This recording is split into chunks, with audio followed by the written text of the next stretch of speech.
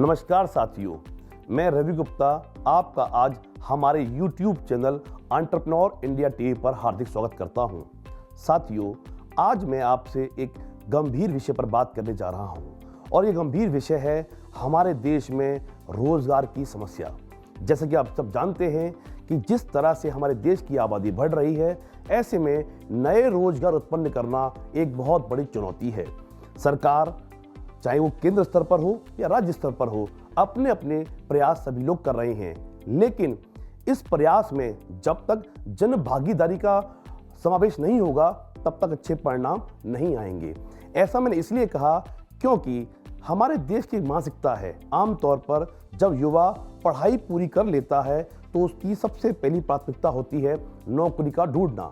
नौकरी ढूंढना कोई बुरी बात नहीं, लेकिन नौकरी का होना भी बहुत बड़ी चीज़ होती है। अगर आप देखें, हमारे देश में आबादी के अनुपात में नई नौकरियों का सृजन नहीं हो पा रहा, चाहे वो सरकारी स्तर पर हो या प्राइवेट स्तर पर हो। ऐसे में देश की बहुत बड़ी जनसंख्या बेरोजगारी या प्रच्छन्न बेरोजगारी का शिकार हो रही है और ये देश के विकास के लिए कोई अच्छी बात नहीं है। अब ऐसे में सरकार ने जो कदम अपने स्तर पर उठाए हैं, लेकिन आम जनता की उसमें भागीदारी का होना बहुत ज़रूरी है ताकि उन सरकार के द्वारा उठाए गए कदमों का लाभ उनको मिल सके। ऐसे में जब तक नए युवा, भावी पीढ़ी के हमारे युवा उद्यमिता के क्षेत्र में नहीं आएंगे, तब तक एक अच्छे परिवर्तन की गुंजाइश कम रहती है। यानी हम ये चाहेंगे आपको बताना कि भारत का युवा अब समय आ गया है कि उसको आगे बढ़कर उद्यमिता को अपनाना चाहिए। अक्सर ये देखा जाता है और माना जाता है कि लोग नौकरी को पहले प्राथमिकता देते हैं। वो इसलिए देते हैं क्योंकि उन्हें उद्यमिता के विषय के बारे में बहुत कम ज्ञान होता है, क्योंकि हमारी पढ़ाई का जो स्तर है आमतौर पर उसमें नौकरी को बढ़ावा देने की विशेषता रही है। लेकिन अब कुछ समय से दोस्तों इसमें काफ़ी परिवर्तन आया है। अब सरकार ने विभिन्न माध्यम से लोगों को इस बारे में आश्वस्त किया है कि आप उद्यमिता के क्षेत्र में आए और अपना कैरियर बनाएं और देश के विकास में अपनी भूमिका निभाएं। दोस्तों, अब ये किस तरह से संभव है ये जानना जरूरी है। देखिए, जब किसी युवा को कोई उद्यम यानी स्वरोजगार शुरू करना होता है तो 4 चीज़ों की आवश्यकता पड़ती है। पहली चीज़ होती है इंफॉर्मेशन यानी जानकारी, दूसरी चीज़ होती है तकनीकी यानी टेक्नोलॉजी, और तीसरी चीज़ होती है कैपिटल यानी पूंजी, और चौथी और अहम चीज़ होती है मार्केट की समझ। जब ये 4 चीज़ें यानी जानकारी, तकनीकी, पूंजी और बाजार का ज्ञान, जब ये आपको प्राप्त हो जाता है तब ऐसे में उद्यम लगाना सुलभ और सरल हो जाता है। पर चूंकि ये चारों चीजें हमें एक साथ उपलब्ध नहीं होती, ऐसे में नया उद्यम शुरू करना चुनौती का विषय रहता है। लेकिन अब ऐसा नहीं है। अब वर्तमान में सरकार की बहुत सारी योजनाओं के माध्यम से कोई भी युवा, चाहे युवा लड़का हो या युवती हो, दोनों ही अब अपनी स्वेच्छा से, अपने इंटरेस्ट से, अपने स्किल के आधार पर किसी भी नए व्यवसाय का चयन कर सकते हैं और आसानी से अपना उद्यम लगा सकते हैं। आजकल सरकार ने इनक्यूबेटर मॉडल की शुरुआत की है। अब दोस्तों, ये जानना बहुत ज़रूरी है कि इनक्यूबेटर मॉडल क्या होता है। देखिए, जब कोई युवा पढ़ाई के उपरांत स्कूल या कॉलेज से बाहर निकलता है और ऐसे में जब वो अपना रोजगार या स्वरोजगार की कल्पना करता है तो बहुत तरह के उसे दबावों का सामना करना पड़ता है। क्योंकि वो नया है, परिवार का सहयोग नहीं है, जानकारी नहीं है, ऐसे में नया रोजगार लगाना एक चुनौती का विषय बन जाता है। और दूसरा, उसके दोस्त साथी लोग नौकरियों को पकड़कर अपनी दिशा पकड़ लेते हैं, तो उसका दबाव भी उस पर आ जाता है। लेकिन अब ऐसा नहीं होगा, ऐसा होने की संभावना कम होगी। क्यों होगी? क्योंकि अब इंक्यूबेशन मॉडल को सरकार तवज्जो दे रही है।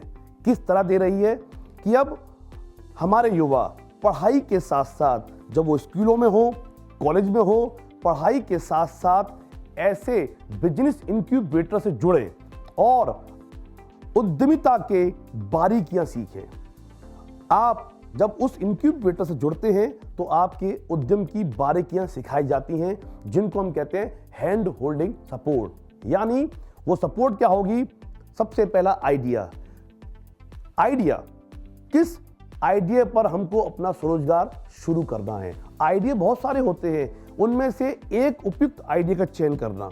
उसके उपरांत प्रशिक्षण, यानी अगर आपका रुचि डेयरी फार्मिंग में है, बुटीक में है, ब्यूटी पार्लर में है, ऑटोमोबाइल में है, किसी भी क्षेत्र में है, चाहे वो मैन्युफैक्चरिंग हो, चाहे वो सेवा सर्विस सेक्टर हो, जिस भी क्षेत्र में आपकी रुचि होती है उसी के अनुकूल आपको प्रशिक्षण देने का प्रयोजन भी इस इंक्यूबेशन के माध्यम से होता है। अब प्रशिक्षण हो गया। अब प्रशिक्षण के उपरांत आपको सबसे महत्वपूर्ण होता है प्रोजेक्ट रिपोर्ट का निर्माण।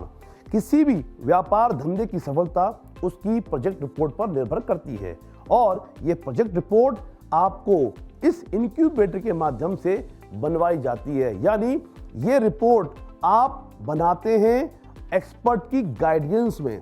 यानी जब वो रिपोर्ट तैयार होगी तो बैंक के पास या फाइनेंशियल इंस्टीट्यूशन के पास जब वो रिपोर्ट जाएगी तो आपको लोन मिलने की अच्छी संभावनाएं बन जाती हैं। अब रिपोर्ट का निर्माण हो गया। अब इसके उपरांत एक बड़ा विषय आता है हमारे पास, वो है मार्केटिंग का। तो मैं बताना चाहूंगा, आज वर्तमान में सरकार केवल आपको जानकारी नहीं, तकनीक नहीं, पूंजी नहीं, मार्केटिंग के एवेन्यूज भी उपलब्ध करवा रही है। साथियों, आज दिक्कत इस बात की है हमारे देश में कि हमारे पास जानकारी का अभाव होता है। वो इसलिए होता है क्योंकि हम सही स्रोत से जानकारी ले नहीं पा रहे।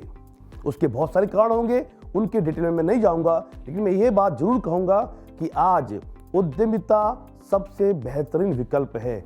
इसलिए नहीं कि यहाँ पैसे की सबसे ज्यादा संभावनाएं बनती हैं, वो तो है ही, इसलिए भी है कि स्वयं के विकास के लिए, परिवार के विकास के लिए, समाज के विकास के लिए और सबसे महत्वपूर्ण देश के विकास के लिए नए उद्यमियों का पैदा होना बहुत जरूरी है।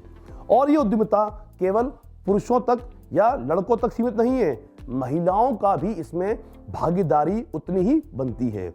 अब वर्तमान में हमारी जितनी भी योजनाएं सरकार की चल रही हैं उनमें महिलाओं को भी बराबरी का दर्जा देकर सरकार सपोर्ट कर रही है। यहां तक कि सिंगल विंडो स्कीम के माध्यम से महिलाओं को प्रेरणा दी जा रही है कि वो उद्यमिता क्षेत्र में आए और अपना रोजगार लगाएं और सफल उद्यमी बने। साथियों, और अधिक जानकारी के लिए मैं चाहूंगा कि आप हमारे इस YouTube चैनल को सब्सक्राइब करें और भविष्य में हमारे नए आने वाले वीडियो से आप जुड़ें ताकि हम आपको नई नई जानकारियां दे सकें। आपके सुझाव और आपकी कोई भी क्वेरी जो आप हमसे जानना चाहें, हम उसको सुलझाने में खुशी महसूस करेंगे। धन्यवाद।